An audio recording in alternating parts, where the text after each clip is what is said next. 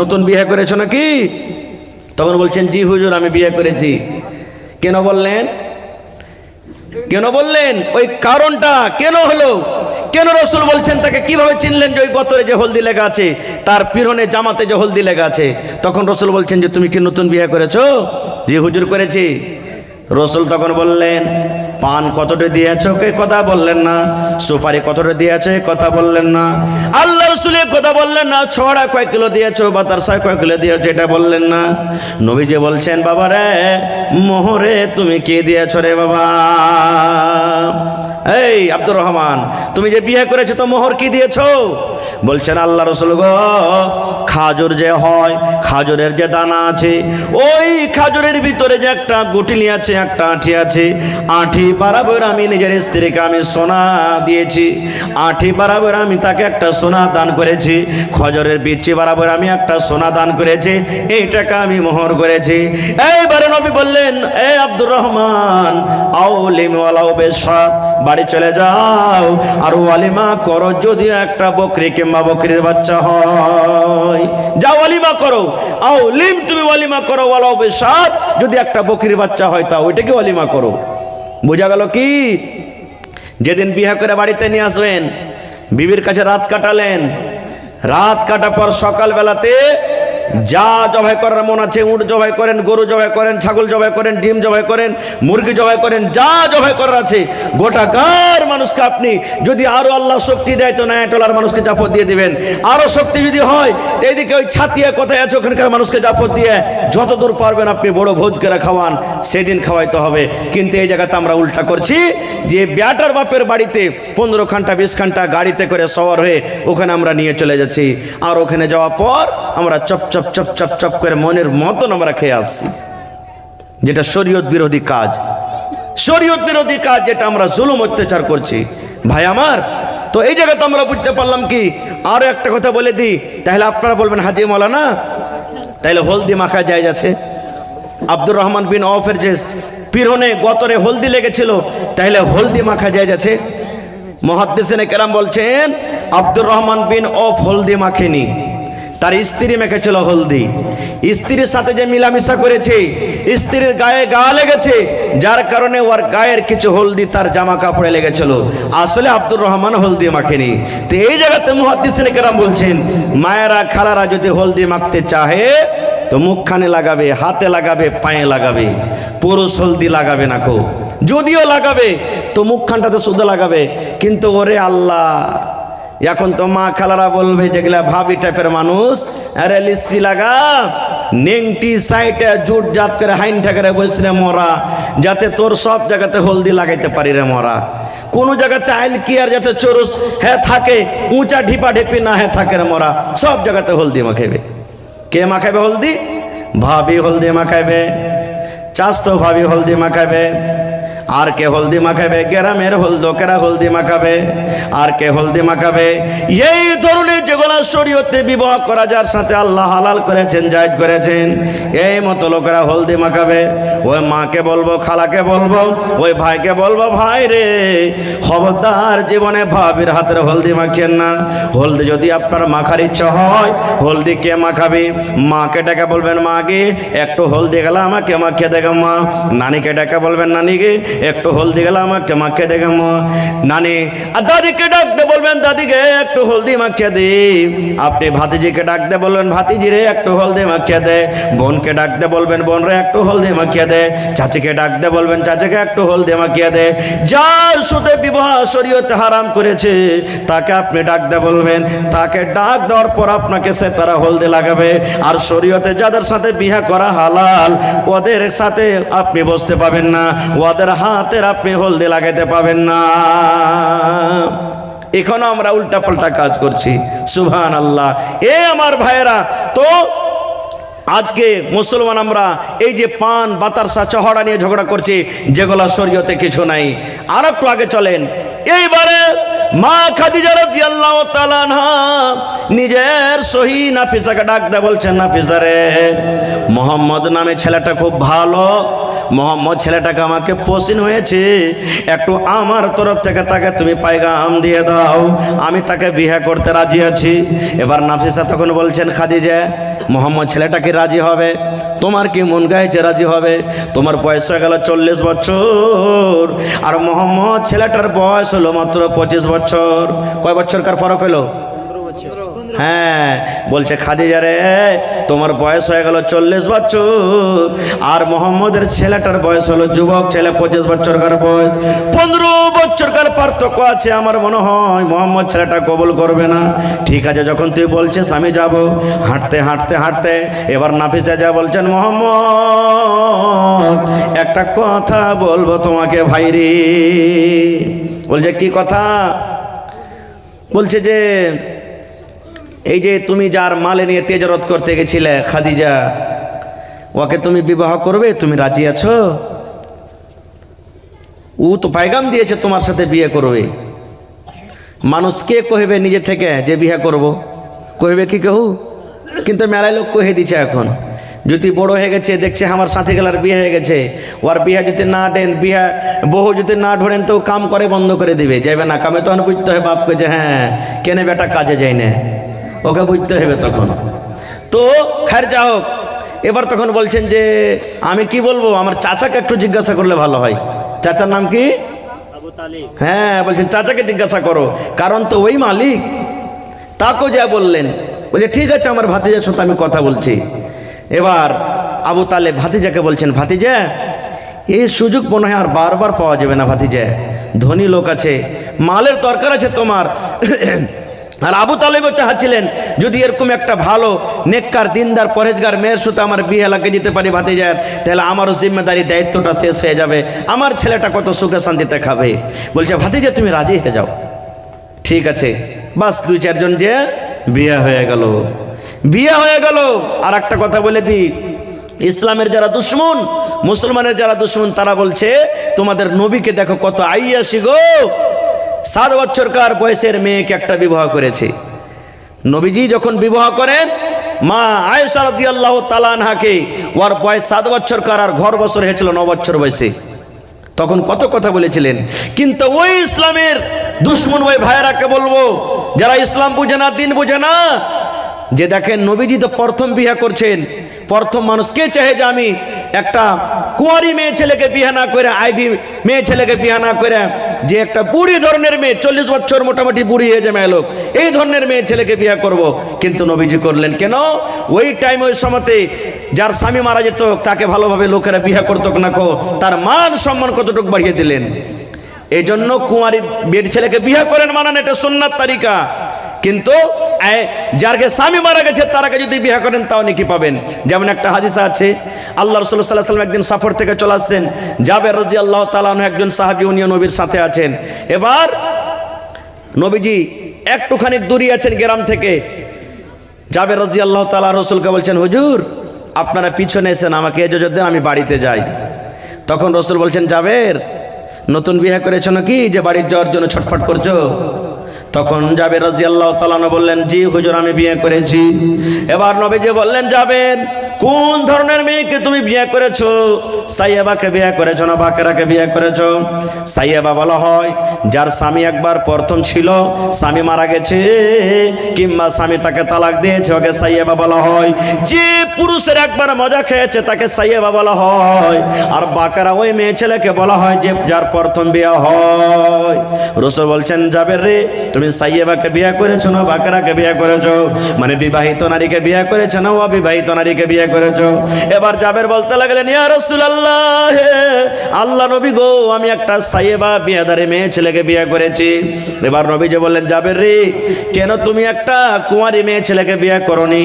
তুলাইবহা ওয়া তুলাইবকা, তুমি তার সাথে খেলতে কো তোমার সাথে খেলতো। কেন রে জাবের তুমি একটা বিবাহিত নারীকে বিয়ে করেছো, তুমি একটা কুঁয়ারি নারীকে কেন বিয়ে করনি? জাবর কথাটা শোনা ওরে আল্লাহ, জাবেরের মন খান ছোট বড় হইতে লাগলো, চোখ দুটা সরবার করতে লাগলো। দয়ার রাসূল বললেন, জাবের রে কেন তুমি আমার কথাটা শুনে মনে ব্যথা পেয়েছো? কি ব্যাপারটা, তোমার মনটা কেন খারাপ? আমার কথাটা কেন তুমি শুনে মনটা খারাপ করলে? আমি তো এরকম কোনো কথা বলিনি যে তোমার মন খারাপ হয়ে যাবে। আমি শুধু এটাই বললাম, জাবের রে কেন তুমি একটা কুঁয়ারি মেয়ে ছেলেকে বিয়ে করনি, এই কথাটা তুমি আমাকে বললাম। এবার জাবের তখন বলছেন, ইয়া রাসূলুল্লাহ, আল্লাহ নবী গো, এই জন্য আমি কাঁদছি গো রাসূল, এই জন্য আমার মনটা ছোট হয়েছে। আপনি বললেন কেন একটা কুঁয়ারি মেয়ে ছেলেকে বিয়ে করেনি? আল্লাহ রাসূল গো, আমার ইচ্ছা ছিল, আমিও জানতাম একটা কুঁয়ারি মেয়ে ছেলেকে বিয়ে করব, কিন্তু এই জন্য আমি একটা সাইয়েবা মেয়ে ছেলেকে বিয়ে করেছি। আল্লাহ রাসূল গো, গাজওয়ায়ে উহুদের যুদ্ধে, উহুদের ময়দানে আমার বাপ শহীদ হয়ে গেছেন, আমার বাপ দুনিয়া থেকে চলে গেছেন। এবার আমার বহিনেরা বাড়িতে ছোট ছোট আছে, একটা রয়েতে 7টা আছে, একটা রয়েতে 9টা আছে, 7টা কিংবা 9 জন আমার ছোট ছোট বোন আছে। আল্লাহ নবী গো, ওই আমার বোনেরা এত ছোট হয়ে আছে, নিজে গোসল করতে পারবে না, নিজে কাপড় পিনতে পারবে না, নিজে নিজে সিধা করতে পারবে না, নিজে নিজে তেল গায়ে লাগাইতে পারবে না, নিজের ভালো মন্দ নিজে বুঝতে পারবে না। এজন্য আমার বোনদের জন্য একটা বড় ধরনের মেয়ের দরকার, একটা বড় ধরনের নারীর দরকার, যে আমাদের বোনের দেখাশোনা করবে, আমার বোনেরাকে গোসল করাবে, আমার বোনেরাকে তেল কাজল দিয়ে দিবে, আমার বোনেদের পরওয়ারিশ করবে। এই জন্য নবী গো, আমি একটা বড় ধরনের মেয়েকে আমি বিয়ে করেছি, এই জন্য আমি বিয়ে করেছি। খায় যা হোক, এবার বিয়ে হয়ে গেল, 1 দিন গেল, 2 দিন গেল, 3 দিন গেল, 4 দিন গেল, করতে করতে করতে সুবহানাল্লাহ, নবীজির বয়স যখন 40 বছর হয়ে গেল। রে আল্লাহ, 40 বছর নবীর বয়স। একদিন নবীজি মা খাদিজাকে ডাক দেয়, বলছেন খাদিজা রে, এখন আমি আর গ্রামে থাকবো না, আমি এখন আর বাড়িতে থাকবো না, এখন আমি আর গ্রামে থাকবো না। স্বামী গো কোথায় যাবেন? বলছে বিবি রে, মক্কা থেকে দূরে ওই দেখো একটা পাহাড় দেখতে পাও, ওই পাহাড় দেখছো তুমি, ওই হেরা পাহাড়, ওই হেরা পাহাড়ে একটা গর্ত আছে, একটা খাল আছে, ওই খালের ভেতরে আমি থাকবো, ওখানে রাত কাটাবো, ওখানে দিন কাটাবো, ওখানে আল্লাহর ইবাদত করব, ওখানে আল্লাহর বান্দেগি করব, ওখানে আমি আল্লাহর গুণগান করব। এই গ্রামে থাকবো না। গ্রামের লোকেরা মূর্তির পূজা করে, গ্রামের লোকেরা পাথরের পূজা করে, গ্রামের লোকেরা মদ পান করে, গ্রামের লোকেরা জুয়া খেলে, গ্রামের লোকেরা জেনা ব্যভিচার করে, গ্রামের লোকেরা ঠগাঠগি করে, দুনিয়ার যাবতীয় গুনাহ গ্রামের লোকেরা করে। এরকম জায়গাতে আমার মতো লোক থাকতে পারবে না রে খাদিজা। এই জন্য আমি বাড়ি ঘর ছেড়ে ছেড়ে আমি চলে যাব ওই গারে হেরাতে। 2 দিন 5 দিন 10 দিনকার মতন ছাত্র নিয়ে, 2 দিন 5 দিনকার মতন ছাত্র নিয়ে, খাবার নিয়ে, নবীজি খাজুর নিয়ে ওই গারে হেরা পাহাড়ে চলে যেতেন, গর্ততে চলে যেতেন। ভাই আমার, বাস শেষ কথা, বাস আর 2-4 মিনিট বলবো, 1-1:30 বাজে যাবে, ইনশাল্লাহ ছেড়ে দেবো, বাস 5-10 মিনিট আমি বলবো, কথা লম্বা হয়ে যায়। এবার চলে যান, মা খাদিজা রাদিয়াল্লাহু তাআলা আনহা মাঝে মাঝে তার কাছে খানা নিয়ে যেতেন। আর একটা কথা বলে দিই, এখানে আরও একটা কথা বলে দিই, নবীজি যখন দুনিয়া থেকে আমার ছিলেন, মা খাদিজা রাদিয়াল্লাহু তাআলা আনহা দুনিয়া থেকে যখন চলে গেলেন, মা খাদিজার বেঁচে থাকা কালে নবীজি দ্বিতীয় বিয়ে করেননি। মা খাদিজা যতদিন দুনিয়াতে বেঁচে ছিলেন, নবীজি দ্বিতীয় স্ত্রী বাড়িতে আনেননি। এত নবীজি ভালোবাসতেন, এত মহব্বত করতেন, প্যার করতেন। এ ভাই মুসলমান, মা খাদিজা কেমন ধরনের মেয়ে ছেলে দেখেন। মাঝে মাঝে নবীজি খাদিজার তারিফ করতেন অন্য বিবির সামনে, খাস করে মা আয়েশা রাদিয়াল্লাহু তাআলা আনহার সামনে। আয়েশা, আমার স্ত্রী খাদিজা এরকম ছিল, আমার স্ত্রী খাদিজা ওরকম ছিল, আমার স্ত্রী খাদিজা এরকম ছিল, মাঝে মাঝে তারিফ করতেন। এবার বলেন, 100 দিনের তারিফ যদি 100 দিনের সামনে করে, মনটা খারাপ হবে না? হবে না? জোরে বলেন, হবে না? হ্যাঁ, মন খুব খারাপ। দেখবেন যারকে 2টা স্ত্রী আছে, রেগে যায় না ফের কেউ। 2টা স্ত্রী যারকে বাড়তে আছে, ঝামেলা কিন্তু খুব হয়, তারকে খুবই ঝামেলা হবে, খুশ করতে পারবে না স্ত্রীকে। তো একদিন কথাতে মা আয়েশা রাদিয়াল্লাহু তাআলা আনহা তখন নবীকে বলছেন, হ্যাঁ, আপনার স্ত্রীটা কত যে ভালো, বয়স আলা মেয়ে লোক, বয়স্ক মানুষ, আর ওর আপনি তারিফ করছেন, বাড়াই করছেন। যখন কথাটা বলা, নবীজি আয়েশাকে বলছেন, রে আমার বেবি আয়েশা, শুনে নাও, খবরদার আমার খাদিজাকে তোমরা গালি দিও না, আমার খাদিজাকে তোমরা কথা বলিও না, আমার খাদিজা কেমন মানুষ ছিল তোমরা শুনে নাও। দয়ার নবী নিজে বলছেন, আমার বেবি আয়েশা শুনে নাও, আমি একটা গরিব মানুষ, আমার কাছে মাল ছিল না, আমার কাছে টাকা ছিল না, আমার কাছে দাওলাত ছিল না। আমার যখন বিয়ে হয়, এই মক্কার জমিনে আমার বেবে খাদিজা সব থেকে ধনী মানুষ ছিল, সব থেকে মালদার মানুষ ছিল। আমার সাথে যখন তার বিয়ে লেগে গেল, আমার খাদিজাকে মক্কা লোকেরা রাগাইত, তার বন্ধুরা রাগাইত, তার সাথীরা রাগাইত, বলতো খাদিজা রে তুমি একটা গোলামের সাথে বিয়ে করেছো, একটা ফকিরের সাথে তুমি বিয়ে করেছো, একটা গরিবের সাথে তুমি বিয়ে করেছো। ও খাদিজা তুমি কেন একটা ধনী লোকের সাথে তুমি বিয়েটা করনি? এরকম রাগাইতো। এই আয়েশা, একদিনকার ঘটনা, আমার খাদিজা আমার পাঞ্জরে কাঁদতে কাঁদতে চলে এসেছে, চোখ দিয়ে ঝরঝর ঝরঝর করে পানি ঝরছে। এবার আমি তখন বললাম খাদিজা কি ব্যাপারটা, কেন তুমি কাঁদো? এবার বলছে নবীজি আয়েশা রে কত আমার জন্য কুরবানি করেছে রে আয়েশা, শুনে নাও। আমার খাদিজা একদিন আমাকে বলছেন স্বামী গো, আমার যত উট আছে, আমার যত বাড়ি আছে, আমার যত বকরি আছে, আমার যত রাখাল আছে, আমার যত জমি জায়গা আছে, সব আপনাকে দান করে দিলাম, সব দান করে দিলাম গো নবী, সব দান করে দিলাম। আজকে থেকে আমাকে লোকেরা এই কথাটা বলবে না যে আমি ফকিরের গরিবের স্ত্রী। আজকে লোকেরা আমাকে এই কথা বলবে খাদিজা হলো একটা রাজা ধনী লোকের স্ত্রী। এত মাল যত সব আমাকে দান করে দিয়েছে। আর আমার মা খালার অবস্থা কি জানেন? মায়ের বাড়ি থেকে পালং লেচেছে কিনে, একটু খালি ডাইটা যদি কথা কয়ে দেন না তো রাইতে কি করবে, মরর বেটা মর, তুই খালি আমার পালঙ্গে চড়ে দেখ, তোর কাঠ খোরাকে ভেঙে দেবো রে মরা। হ্যাঁ, বাপের তো পালঙ্গে তুই খালি চড়ে দেখ। মোটর সাইকেল দিয়েছে, আমি বলি না যে মোটরসাইকেল দেওয়া যায় যাচ্ছে, এটা কথা বলি না, ফের উল্টা ভাববেন না। হ্যাঁ, যদি একটু খালি টনবন হয়ে যায়, বাপের যদি বেটা হইস এরা মরা বেটা মরা, বাপের যদি বেটা হইতে কিনে চড়। আমার বেটা বাপ দিয়েছে তার লেগে তুই চড়তে পারছিস, এটা কিনে দেখ। কত উল্টা সাদা করে বলবে না? এবার রাসূল বলছেন খাদিজা আমার জন্য সমস্ত মালকে লুটিয়ে দিয়েছে, কুরবানি করে দিয়েছে। শুধু তা নয় আয়েশা, একদিন আমি বসে আছি, আল্লাহর ফেরেশতা জিবরিল আমিন আমার কাছে এসেছেন।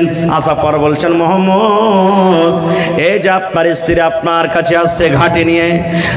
আল্লাহ রাসূল বলছেন আয়েশা রে আমি বসে আছি, জিবরিল ফেরেশতা আমার কাছে এলেন। আসার পর বলছেন মুহাম্মদ ওই যে আপনার স্ত্রী খাদিজা আপনার কাছে আসছে। আল্লাহ রাব্বুল আলামিন তাকে সালাম জানালছেন। কে সালাম দিয়েছেন?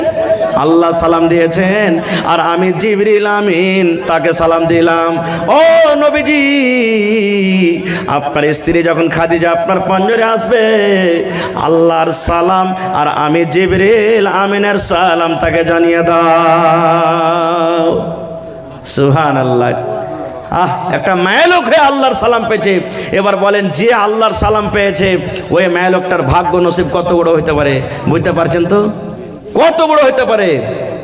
এবার নবীজি বলছেন আয়েশা রে জিবরিল ফেরেশতা শুধু তোমাকে সালাম দিয়েছে, তুমি আল্লাহর সালাম পাওনি। আল্লাহর সালাম আমার খাদিজা পেয়েছে, জিবরিলেরও সালাম পেয়েছে, আর তুমি শুধু জিবরিল ফেরেশতার সালাম পেয়েছো, আল্লাহর সালাম পাওনি। এই জন্য আমার খাদিজাকে তুমি গালি দিও না। রাসূল আবার বলছেন ও আয়েশা শুনে নাও, আমার জয়টা সন্তান হয়েছে, সমস্ত সন্তান আমি খাদিজার পেট থেকে পেয়েছি। রুকায়াকে খাদিজার পেট থেকে পেয়েছি, উম্মে কুলসুমকে খাদিজার পেট থেকে পেয়েছি, ফাতেমাকে খাদিজার পেট থেকে পেয়েছি, জাইনাবকে খাদিজার পেট থেকে পেয়েছি, আবুল কাসেমকে খাদিজার পেট থেকে পেয়েছি, তাহেরকে খাদিজার পেট থেকে পেয়েছি।